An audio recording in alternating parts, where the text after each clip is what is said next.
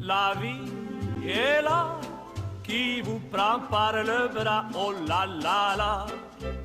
C'est magnifique. Mélanie va vous dire qu'effectivement, c'est un artiste qui fait partie d'un mouvement qui émerge, c'est-à-dire... Oui, c'est en fait Nicolas Lefebvre est un artiste, Lefebvre. oui, voilà, qui fait partie d'un nouveau mouvement artistique que l'on appelle l'art anthropocène. C'est en fait un mouvement anthropocène, voilà, c'est un mouvement qui prend la nature pour source d'inspiration et qui suscite de la part des artistes un engagement pour la respecter et la sauvegarder. Et c'est exactement le cas de Nicolas Lefebvre parce que lui, il crée des sculptures, des sortes de totems avec toutes sortes d'objets anciens, avec des végétaux, des minéraux, des éléments naturels, parfois avec des objets un peu plus rares et précieux qu'il récupère partout dans le monde. Voilà, Nicolas, c'est un voyageur, un chineur, un grand collectionneur, un grand amoureux des objets. Et ça, c'est lui qui les fait ou ils sont déjà comme ça? Alors, ça, c'est tous des objets qu'il amasse et en fait, après, il les met dans son atelier et après, il les assemble pour en faire des sculptures.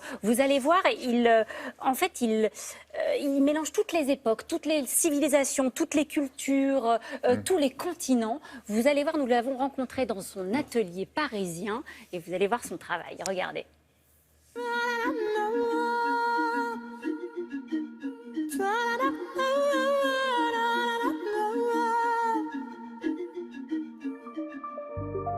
Le point de départ de mon travail et ma démarche consiste à assembler des objets anciens de différentes cultures et de différentes civilisations pour célébrer nos racines communes. J'ai commencé ce travail à la mort de ma mère, donc à 25 ans. J'ai commencé à assembler tous ces objets sous cette forme de croix de vie. Donc le cercle, c'est l'universel, et la croix, c'est le carrefour. Carrefour des civilisations, là où tout se crée, où tout, en fait, émerge. Je trouve mes objets donc, dans les salles des ventes, chez les antiquaires, dans les brocantes et dans tous mes voyages.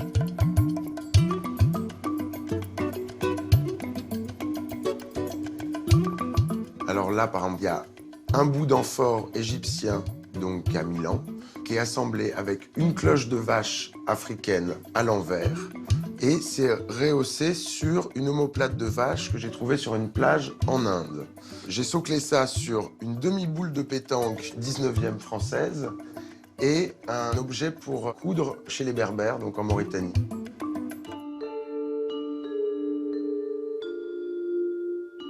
J'appelle mes sculptures déesse mère, mes divinités, parce qu'en fait, j'ai trouvé qu'au travers de la déesse mère, il y avait vraiment une unité et surtout quelque chose qui relie les uns aux autres. Et je pense qu'elle est très bienveillante et qu'elle, en tout cas, permet vraiment l'union. L'union de nos peuples, l'union de nos cultures, l'union de nos civilisations. Là, par exemple, c'est une des dernières pièces que j'ai assemblées. Donc c'est toujours un dialogue de culture. C'est un bouclier de la garde royale rapprochée d'Haïlé Sélassié, donc empereur éthiopien, que j'ai assemblé avec un masque africain, dont je ne connais pas la provenance exacte, mais qui m'a beaucoup parlé, en tout cas quand je l'ai vu, avec un mélange de cori, de tissu, de vannerie, de cheveux, etc., que j'ai assemblé donc avec une branche de palmier, où j'ai trouvé qu'il y avait vraiment une adéquation totale entre l'érosion du palmier et tout ce qui se passait dans le masque africain. Alors j'ai gainé aussi toute cette sculpture-là avec des filets de pêche d'Essaouira.